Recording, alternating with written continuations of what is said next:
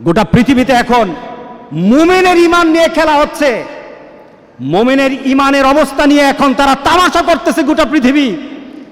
ওরা টেস্ট করতেছে মুমিন কি জীবন্ত মুমিন না মুমিনগুলি মরা মুমিন। গোটা পৃথিবীর ইহুদি খ্রিস্টান আর হিন্দুরা এখন পরীক্ষা করতেছে আমাকে। এটা আমার রাসূলের কথা।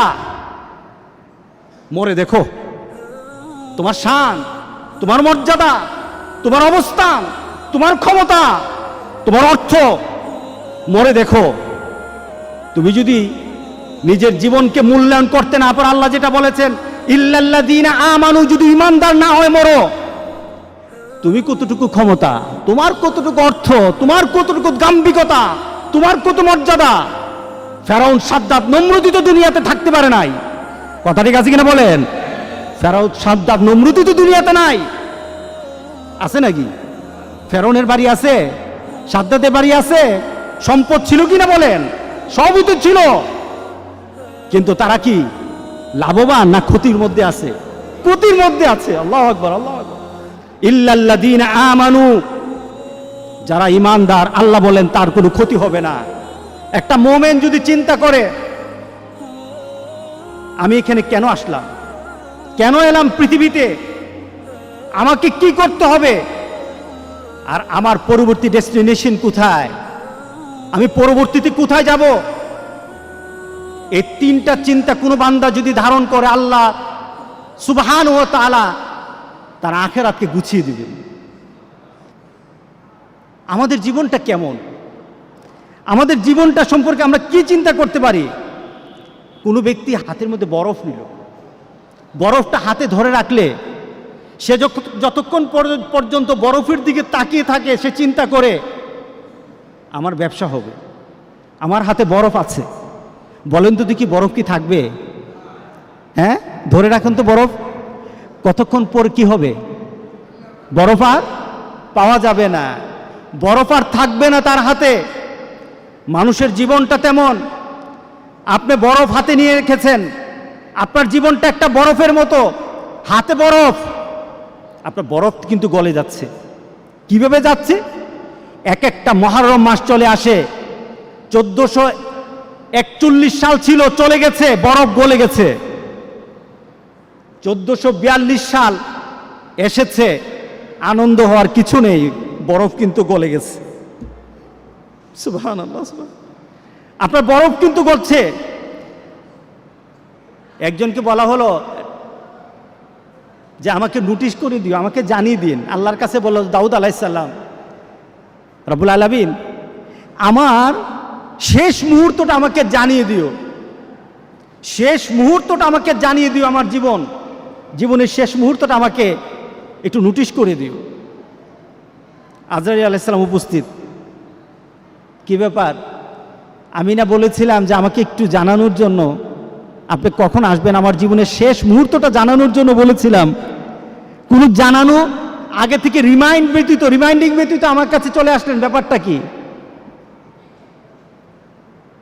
আজরাইল আলাইহিস সালাম বললেন কথা আছে। আপনার দাঁতের অবস্থা কি? নাই, একটা রিমাইন্ডিং। চোখের অবস্থা কি? আগের মতো দেখি না, আরেকটা রিমাইন্ডিং। আপনার শরীরের শক্তি কোথায়? হারিয়ে গেছে, আরেকটা রিমাইন্ডিং। কে বলেন দাড়িগুলি পেকে গেছে, তার মানে এই নয় তুমি আরো চিন্তা করতেই থাকবে, চলতেই থাকবো। আমার জীবনের গতি আছে, চলতে থাকবো, তা নয়, বরং তোমার প্রত্যেকটা জিনিসের মধ্যে নোটিশ করে করে জানানো হচ্ছে তোমার জীবন কিন্তু শেষের দিকে।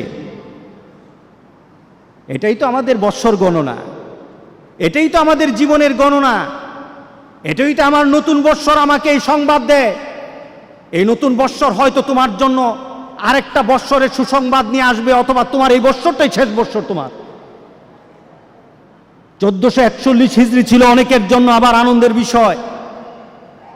কাদের জন্য আনন্দ? কে আনন্দ করতে পারবে? 1441 সালের মধ্যে যারা এসেছে, যারা ছিল, আজকে যারা নেই, তাদের মধ্যে কাদের আনন্দ?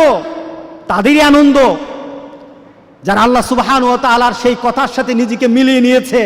ওয়ালাস, সময়ের কসম, সময়ের কসম, দুনিয়ার পরিবর্তনের কসম, দুনিয়া যে পরিবর্তন হচ্ছে সময় দিয়ে, আল্লাহ সুবহানাহু ওয়া তাআলা ওই সময়ের কসম করে বলে আসরের সময়টা কখন বলেন তো দেখি? বেলার, দিনের শেষ বেলা, দিনের শেষ বেলা, ওই সময়টার নাম কি? এরপরে কি হয়? গুরুব, ডুবে যায়। এরপর কি হয়? মাগরিব। মাগরিব না?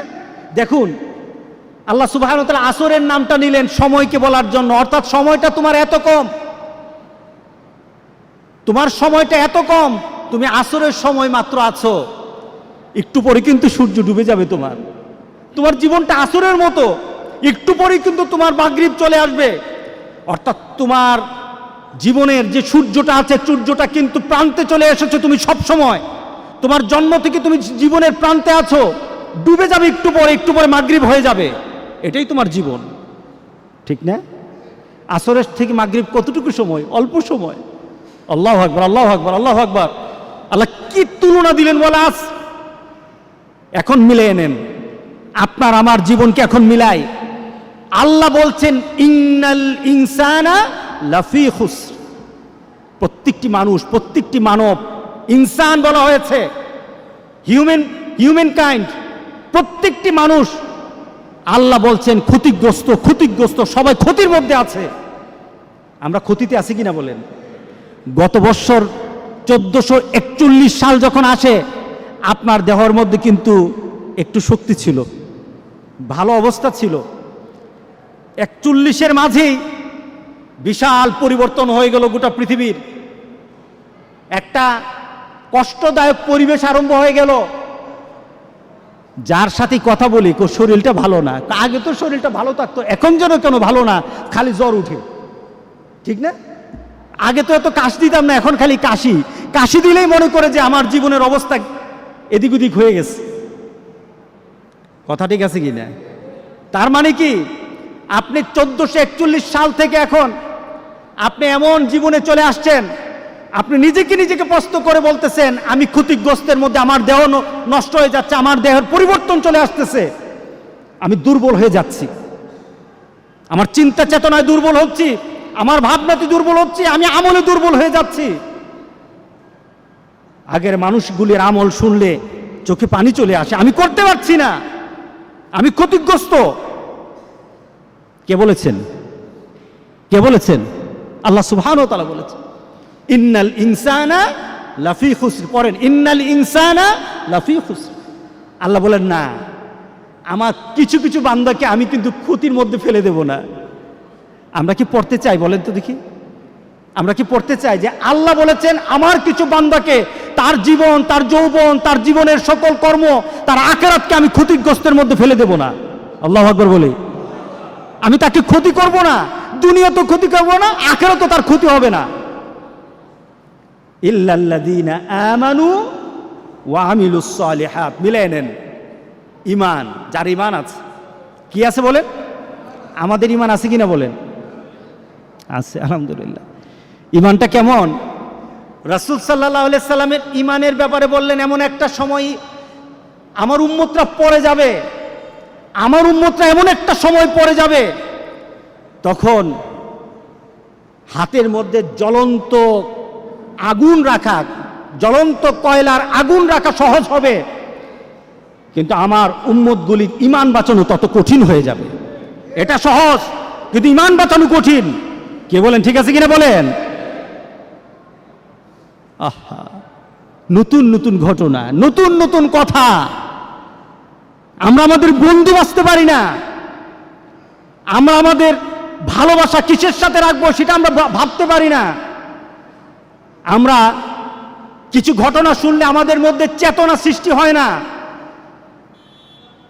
মনে করি আমার জায়গায় আমি আছি, অন্যের জায়গায় অন্য থাকবে। কঠিন, হাতে জ্বলন্ত কয়লা রাখা কঠিন, সহজ হবে। রাসূল বলেছেন ঈমান বাঁচানো কঠিন। আর এটার সময় এখন 1441 সাল চলে গেছে, ক্ষতি হবে না। 1442 সাল চলে যাবে, ক্ষতি হবে না। 1443 সালে সে থাকলে থাকুক, আমার ফয়সালা, আল্লাহর ফয়সালা। আল্লাহ বলেন আমার ফয়সালা হবে। কিন্তু তার মধ্যে যদি ঈমান থাকে তার কোনো ক্ষতি হবে না।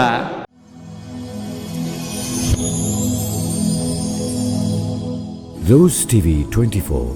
Enjoy by listening to the Holy Quran.